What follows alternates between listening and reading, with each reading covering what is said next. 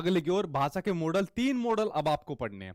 भाषा का अंतःक्रिया मॉडल, टॉप अप मॉडल और बॉटम अप मॉडल, ये 3 मॉडल भाषा के अब आपको पढ़ने हैं, ठीक है। और ये मॉडल आपके इंग्लिश और संस्कृत में भी आपके पूछे जाते हैं।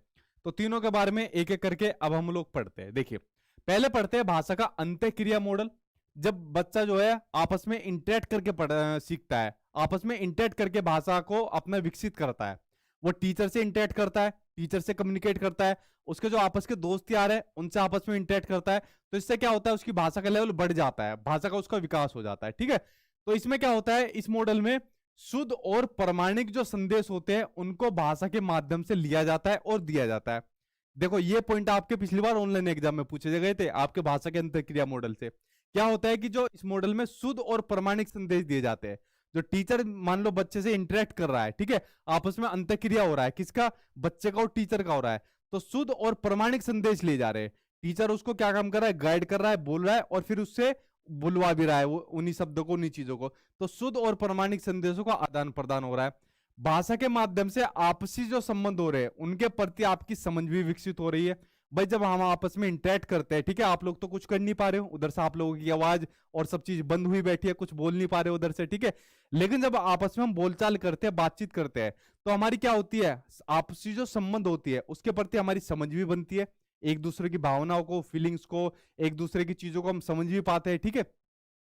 भाषा के माध्यम से व्यक्तियों के बीच लेन देन भी होता है। लेन देन किसका होता है, आपस की भावनाओं का लेन देन होता है, फीलिंग्स का होता है, पैसों का लेन देन होता है, ठीक है। ये सब किसके माध्यम से होता है, भाषा के माध्यम से होता है। मान लो पैसों का लेन देन सही नहीं हुआ और भाषा का सही यूज नहीं हुआ, 500 की जगह 5000 हो गया, बच गया कुछ, ठीक है। और मान लो अगर भावनाओं का लेन देन सही नहीं हुआ और उसमें शब्दों का, अच्छे शब्दों का लेन देन, मतलब जो शब्द है वो सही यूज नहीं हुए, तो वहां पर क्या होगा, वहां पर मामला खराब हो जाएगा, ठीक है। वहां पर अपना क्रैक पड़ जाएगा कुछ ना कुछ उस रिश्ते के अंदर, ठीक।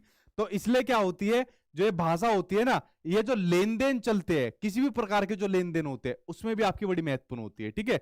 रिश्ता बना भी देती है, बिगाड़ भी देती है।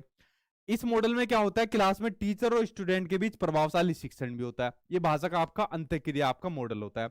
अब भाषा के 2 मॉडल और पढ़ो, भाषा का टॉप डाउन मॉडल और आपका बॉटम अप मॉडल। भाषा का टॉप डाउन मॉडल कौन सा होता है, देखो नाम से पता चल रहा है, जो आपके टॉप से डाउन की ओर चलता है। और भाषा का बॉटम अप मॉडल कौन सा होता है, जो बॉटम से टॉप की ओर चलता है, ठीक है। ये भाषा के आपके 2 मॉडल होते हैं, ठीक है। जैसा आपका टॉप डाउन मॉडल है या जैसा आपका भाषा का टॉप अप मॉडल है, तो टॉप डाउन मॉडल में क्या होता है, पहले बच्चों को क्या होता है, कोई अपनी कहानी वगैरह सिखाई जाती है। जैसे इसमें कहा हुआ है कि स्टूडेंट भाषा के अर्थ को समझने के लिए, ठीक है, किसको, भाषा के अर्थ को समझने के लिए पिछले ज्ञान का यूज करता है। मान लो बच्चों को कोई अर्थ समझना है, ठीक है, कोई भी किसी भी चीज की मीनिंगफुल उसको अर्थ समझना है, तो क्या काम करेगा, अपनी प्रीवियस नॉलेज का यूज करेगा, मतलब वो आगे से पीछे की ओर चलेगा। ये होता है भाषा का टॉप अप मॉडल।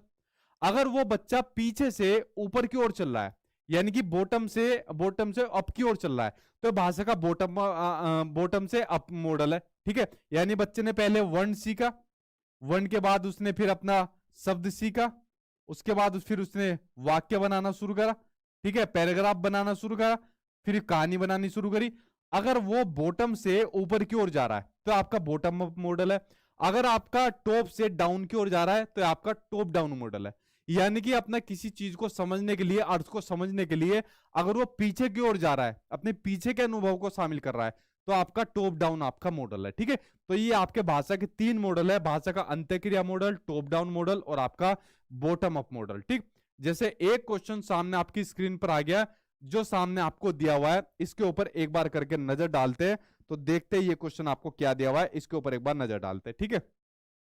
देखिए क्वेश्चन आपको दिया हुआ है कि एक पाठक अपने पूर्व ज्ञान का उपयोग करके, किसके, पूर्व ज्ञान यानी जो प्रीवियस नॉलेज है उसका उपयोग करके अर्थगत एवं वाक्यात्मक संकेत बनाती है और फिर अन्य विशिष्ट जो जानकारी होती है उस पर जाती है।